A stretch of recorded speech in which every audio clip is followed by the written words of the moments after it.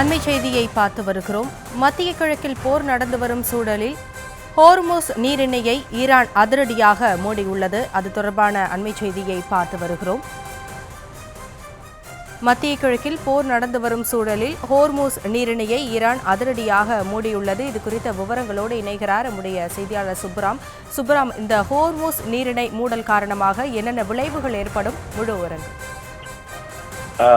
Iran கட்டுப்பாட்டில் இருக்கக்கூடிய இந்த ஹோர்முஸ் நீரிணை தற்பொழுது மூடப்பட்டிருக்கிறது. குறிப்பாக இஸ்ரேல் மற்றும் அமெரிக்கா இந்த இரு நாடுகளும் சேர்ந்து ஈரான் மீது போர் தொடுத்து வரக்கூடிய நிலையில் அங்கு ஒரு பதற்றமான சூழ்நிலை என்பது நிலவி வருகிறது.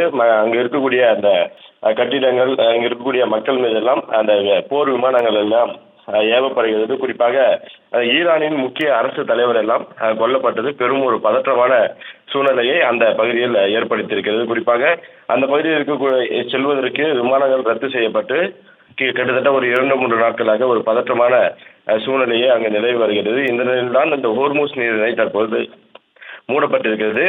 இந்த ஹோர்முஸ் நீரிணை என்பது ஈரானுடைய கட்டுப்பாட்டில் இருக்கிறது. இது எங்கு அமைந்திருக்கிறது என்றால் ஈரான் மற்றும் ஓமன் நாடுகளுக்கு இடையே அமைந்திருக்கிறது.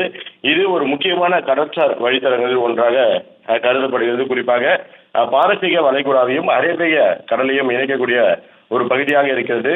உலக அளவில் கடல் மார்க்கமாக ஏற்றுமதி செய்யப்படும் கச்சா எண்ணெயின் சுமார் 20 முதல் 30% இந்த நீரின் அதாவது இந்த பகுதி வழியாக தான் அது செல்ல முடியும். சவுதி அரேபியா, அதே போல ஐக்கிய அரபு அமீரகம், குவைத், ஈராக் போன்ற நாடுகளின் எண்ணெய் ஏற்றுமதியும் இதன் மீதுதான் அதிகமாக சார்ந்துள்ளது. ஹோர்முஸ் நீரிணை பகுதி என்பது ஈரானுடைய முழு கட்டுப்பாட்டில் இருக்கிறது.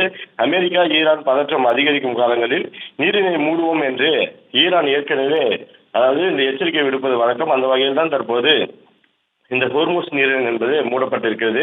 இது மூடப்பட்டதால் உலக அளவில் அந்த கச்சா எண்ணெயினுடைய விலை கடுமையாக உயர்வதற்கு வாய்ப்பு என்பது இருக்கிறது.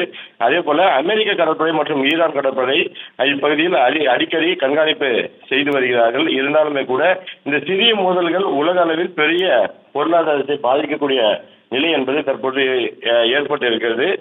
குறிப்பாக ஈரான் மீது இஸ்ரேல் மற்றும் அமெரிக்க படைகள் கூட்டு சேர்ந்து தாக்குதல் நடத்தி வரக்கூடிய நிலையில் ஈரான் அந்த முக்கிய நீர்வழி தடமாக பார்க்கக்கூடிய ஹோர்முஸ் நீரிணையை தற்போது மூடியிருக்கிறது. இதனால் இந்த கச்சா எண்ணெயுடைய விலை என்பது கடுமையாக உயரக்கூடும் என்று எதிர்பார்க்கப்படுகிறது. குறிப்பாக இந்த வழியாக தான் பல நாடுகளும் தங்களுடைய அந்த கச்சா எண்ணெயை கொண்டு செல்வதற்கு ஒரு முக்கிய வழித்தடமாக பார்க்கக்கூடிய நிலையில் ஈரான் இந்த அதிரடி முடிவை எடுத்து தற்பொழுது இந்த ஹோர்முஸ் நீரிணையை மூடியிருக்கிறது.